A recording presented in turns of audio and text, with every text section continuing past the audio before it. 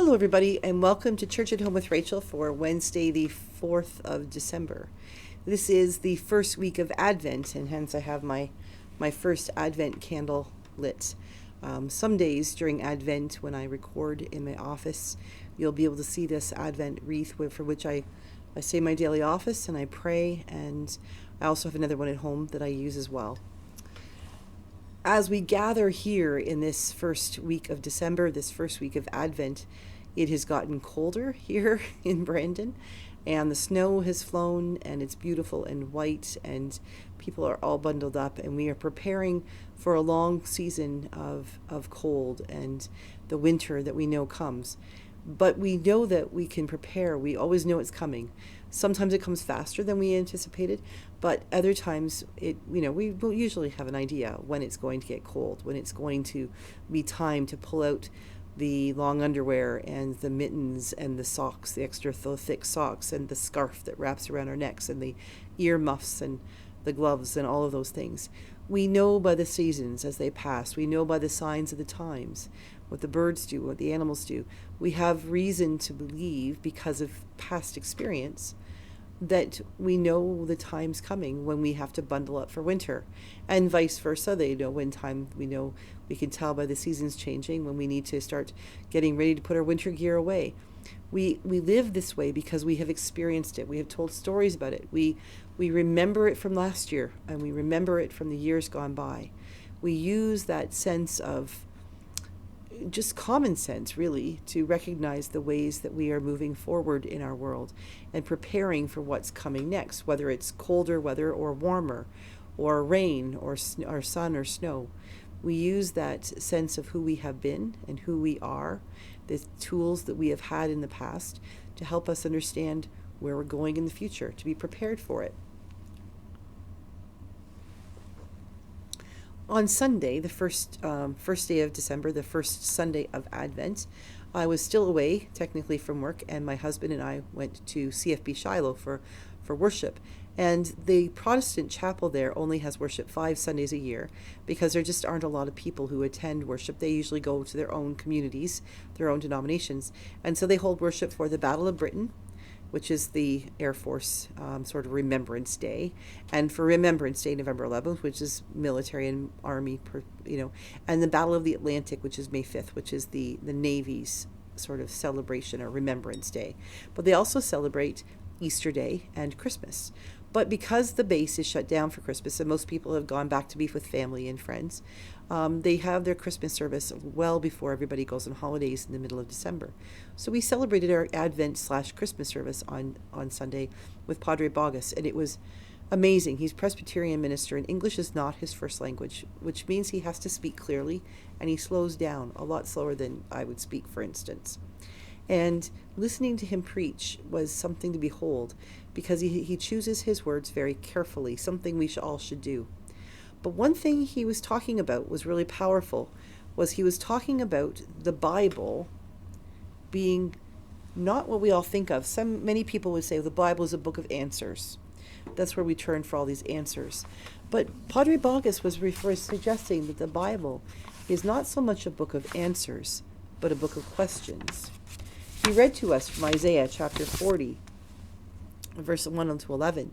Comfort, O comfort my people, says your God.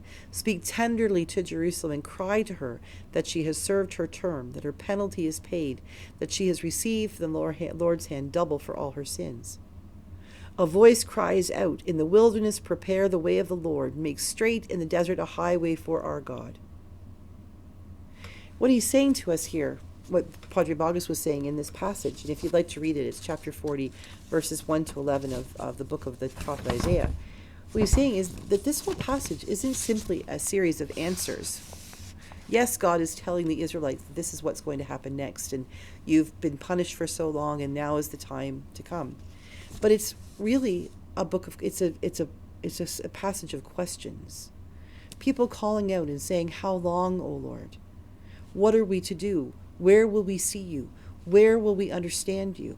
What are you calling us to do next?" All of these things that lead into questions. And when he said this, when Padre Bogus mentioned this about the Bible being a book of questions rather than a book of answers, I thought, Well, isn't that the truth? Isn't that the truth? It got me thinking back. I was talking to my husband the other day about physics. Not about physics per se, but about music and physics. Well, we're listening to a song, and I told him, every time I hear this song, I'm taken back to a day when I was in grade 12 or 13. I was taking grade 13 physics, and one Saturday night we'd had company over for supper, and I got out of doing the dishes early because I had homework to do. And I went up to my room, and I sat at my desk for literally hours, like 4 or 5 hours, working on 1 or 2 physics questions. Now, the answers to the questions were in the back of the textbook. So there you go. You think it would be easy if, you just figure out the answer.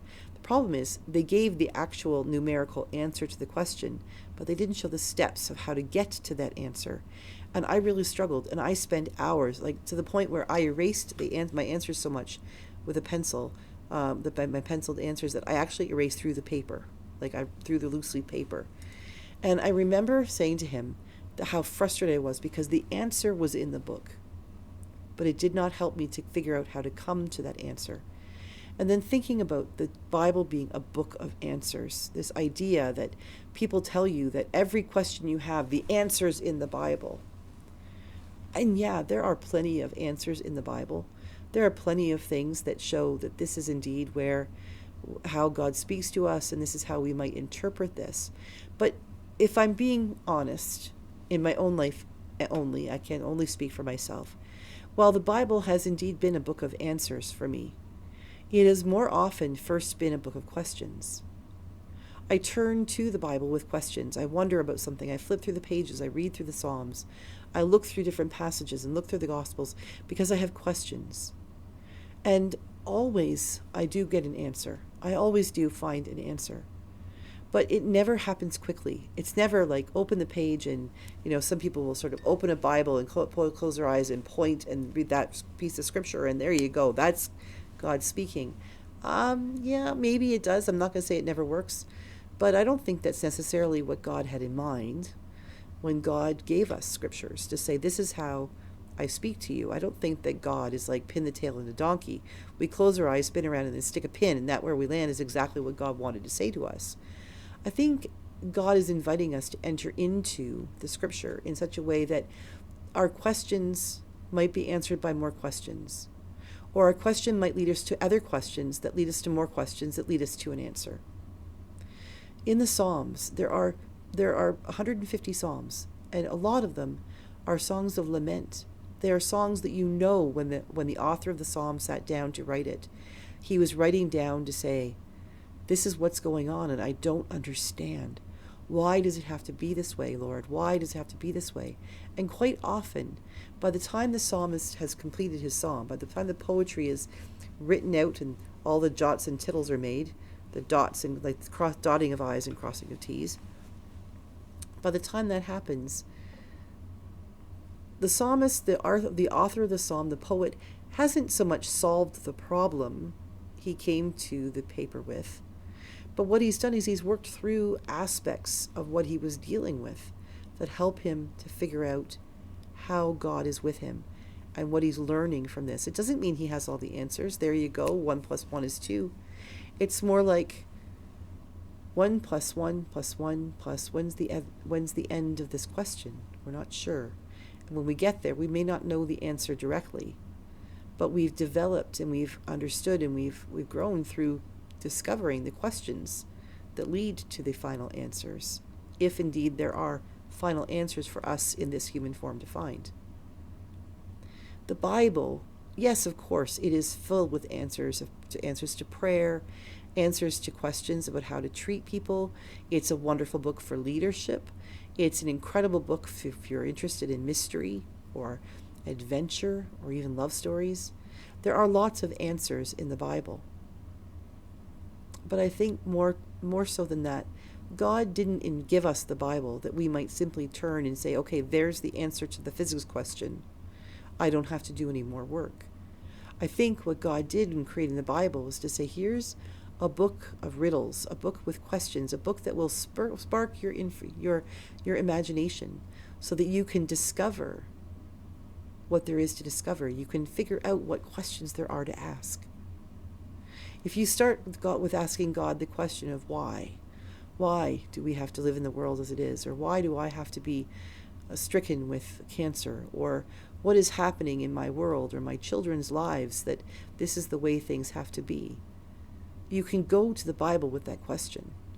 You're probably not going to find a direct black and white answer right away, but what you might find are answers that talk to you of a love that is so unfailing that it follows you and comforts you and nurtures you in the most difficult times in your life.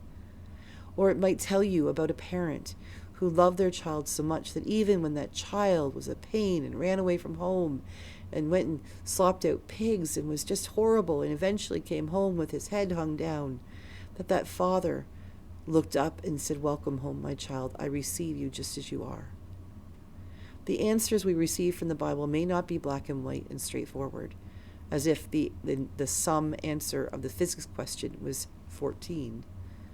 But what the Bible does do, I think, is help you to figure out how to figure out the question. Like me having to work through, I know what the answer is, but how do I get there with the question? The Bible is like my physics textbook. The answers, they're in there, but they're not set out in a way that's easy to find. They're set out in a way that encourages us to use our imaginations, to use our faith, even to use our frustration, to say, "Okay, God, I know it's in here. Help me find it." Questions.